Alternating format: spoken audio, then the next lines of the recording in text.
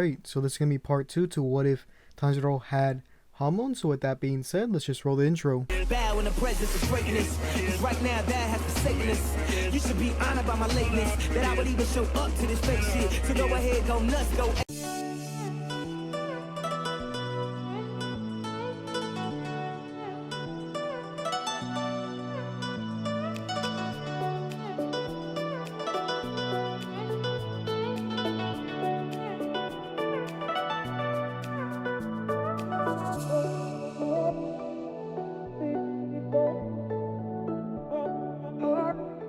So in the last part, we just got done with the final selection, but I would like to say a few things because I did get something wrong, and that is basically the timeline of Demon Slayer. I had thought that there was no conclusive, point in where Demon Slayer starts or takes place in, but I was actually wrong. A commenter actually told me that it starts in the I think it's called Taisho era of Japan. So if you don't know what that means, like most people would, this is basically between the early 19th century, like I believe it's from the 1912, I think, to 24 or something like that. But anyways, I'll have like a picture on screen to show it off. But yeah, I got that wrong. So in terms of the timeline, it would still be possible for William Zappelli to meet with Tanjiro if the circumstances in part 1 of JoJo was different. I won't say much because I don't want to spoil it for those who haven't watched it, so I'm not going to say much about it. But let's say in this timeline, instead of whatever happens to Zeppeli in the main timeline, we could say in this one he actually becomes a Hamon master.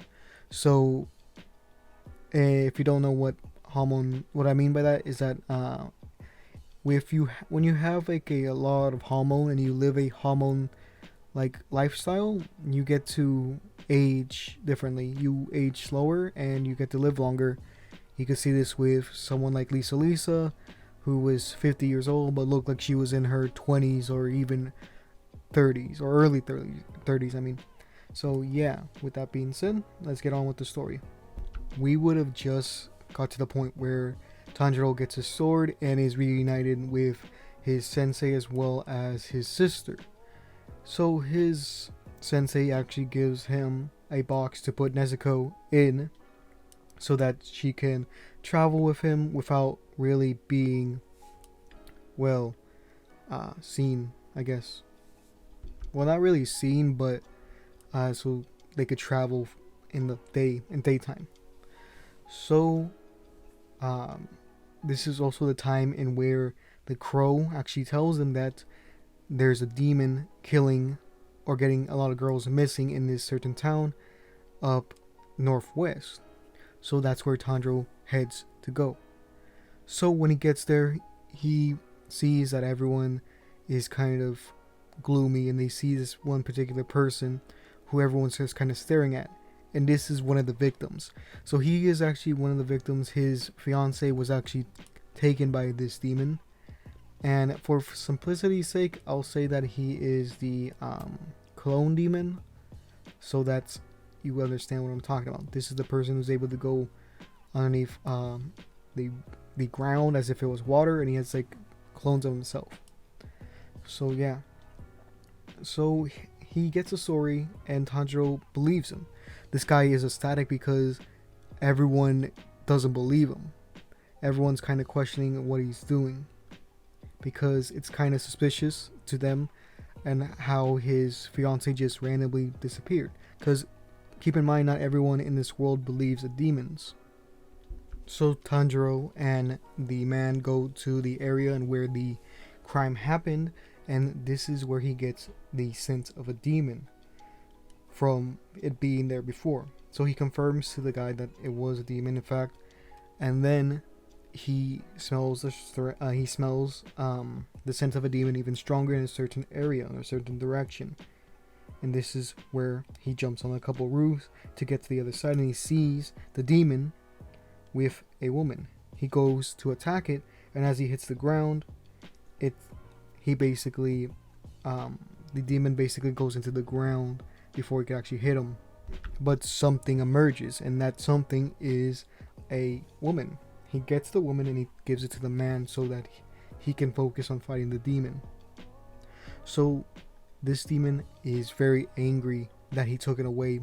He took away Tanjiro's, or Tanjiro took away his meal basically. So he's very angry at this point. And if you know, or he says that he likes to get them quote unquote fresh because they're younger and he doesn't want them to spoil or whatever.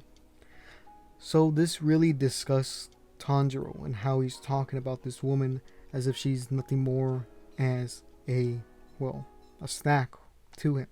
So he goes to attack him, but then this is when the other clones of him claw from the kind of below him, and this really gets Tanjiro in a panic. So then he does his 8th style, which is waterfall, I believe, and he just kind of slams his sword into the ground. This causes a kind of big shockwave and causes the demons that are around him to kind of go in all sorts of directions. They kind of slip back into their kind of dirt, or into the ground basically, and he goes to protect the people again as he would.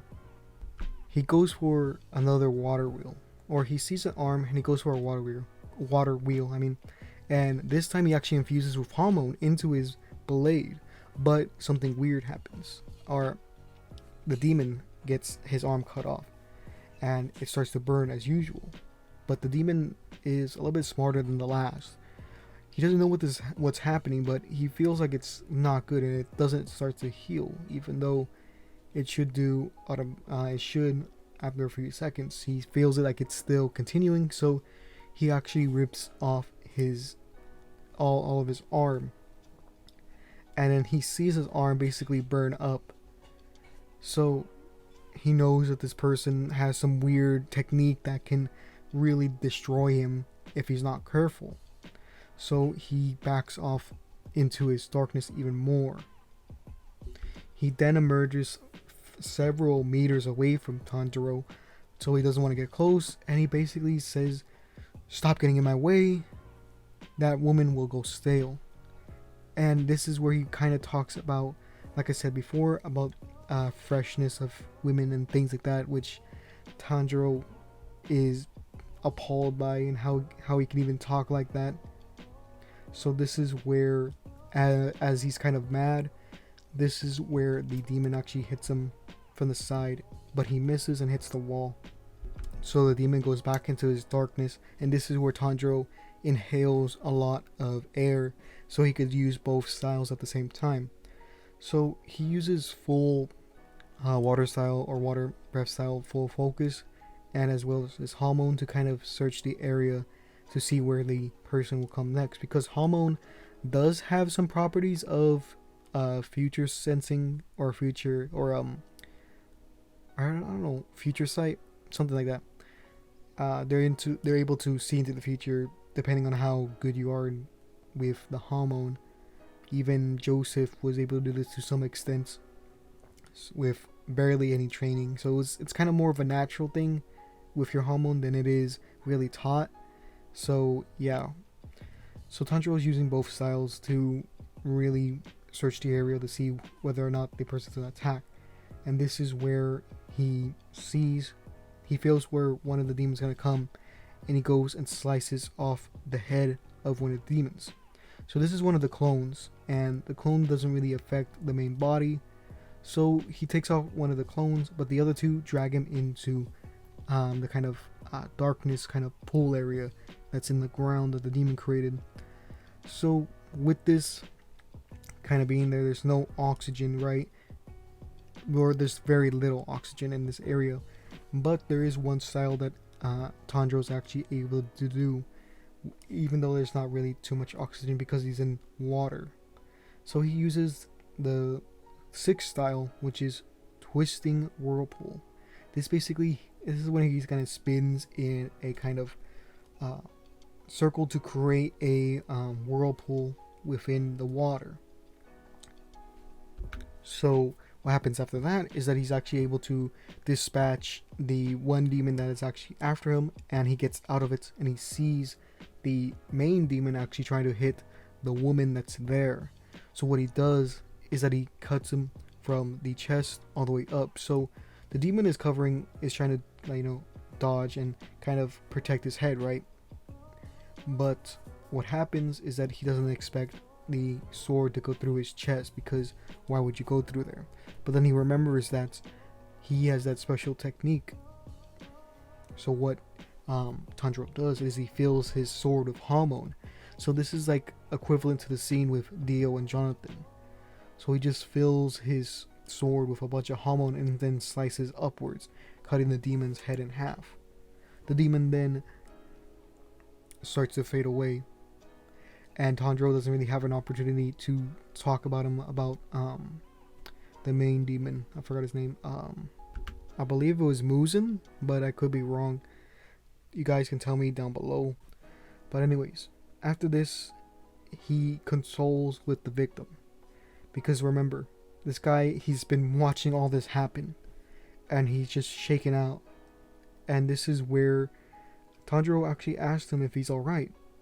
And the guy is like, I've lost my fiance. Why are you like this? Like, what do you mean? How can I be alright? And Tanjiro just tells him that no matter how much you lose, you just have to keep on going forward, because that's the only option you have. And this kind of makes the guy mad. He grabs onto Tanjiro's kind of jacket and says, what would a kid like you know about anything like this? And he just sees Tanjiro's kind of smile, and he lets go because he understands. He could see the sadness in his eyes somewhat, even though the guy's smiling. And he understands that something terrible must have happened to Tanjiro at one point. So Tanjiro basically leaves the area, and he's looking for Muzan, because his sensei would have informed him that there's only one person that could really turn someone into a demon, and that's Muzan, the kind of first demon, you could say. So after he's out of town, this is where his crow actually tells him that there is another case up in Tokyo, or a part of Tokyo, I should say. So he starts to head that way. As he gets there, he sees so many different lights, and the city basically really developed. Remember, Tanjiro is from the rural parts of Japan where there isn't too much technology. They're still living simple lives with really no electricity at all. Remember, this is in the 1900s, the early 1900s. So this is between 1912 to 1926. So even though it's still old, there's things like electricity already there. So put yourself in his shoes, and it's something completely new to him. So he's amazed by the different parts of, Japan, and he actually lets Nezuko out of the box. But he would have done this way before he got to the city, to give her some, breathing room. He goes to an udon shop to kind of relax and get his bearings back. As he's doing this, he gets the sense of a demon. And then he goes to the crowd, and he notices that it's Muzan. And the reason why he knows this is Muzan is because it's the same scent that he smelled at his house when Nezuko and the rest of his family was attacked by a demon. Tanjiro goes through a crowd, kind of pushing people out of the way, and then he touches Muzan's shoulder. He turns around and he gives him a look that says, "Who are you?" Right? And Tanjiro is just thinking like, this guy, he's the one who killed my family. But as he turns around, you hear a little girl say, "Daddy." Who's this person? And it turns out that this guy, this demon, is just acting like as if he was a human. And he has a family. Tanjiro's kind of horrified that, this family has a literal demon, the first demon, the strongest demon, pretending to be their father. And he's just he's horrified to see this. And his Muzan's wife, quote unquote, basically asks him like, "Is this someone you know?" And Muzan basically replies like, "No, he's just a kid. Maybe he thought I was someone else." And then this is where he quickly hits someone on the back of the neck. He kind of scratches them, and this person turns into a demon. So yeah, this is where I'm gonna end it. If you like this video, please give it a like. If you want to see more of these type of videos, please tell me down below. And if you have other what ifs you want me to do for Demon Slayer, or even like My Hero or Black Clover, you can tell me down below. Remember to comment down CS so I know you support the channel. And with that being said, let's give a shout out to the patrons, or the patrons over on Patreon. So if you want to get these videos early, you could go check out my Patreon, and you only have to donate $1 a month, and there you could get everything for free, or not for free, but you could get everything there, like the different accesses to the videos, and you only have to go for $1. And with each pledge, I will do a weekly, not weekly, but a monthly drawing, or a raffle, and where I basically draw whatever you want with some restrictions for each tier. So one person from each tier will get that. So yeah, so let's talk about the different patrons. So in our gold tier we have Isaiah Prez, Alan James, Lyco, and the Pirate King. In our platinum tier we have Pandaman 8. So if you want to join them and become a patron, you could go and check out the link in the description, or you go to patreon.com/ComicSansTheMan and donate there to get videos early. Remember, it's not obligation. You could just support me on YouTube by watching my videos and subscribing and liking. So yeah, with that being said, it's gonna be the video. So yeah.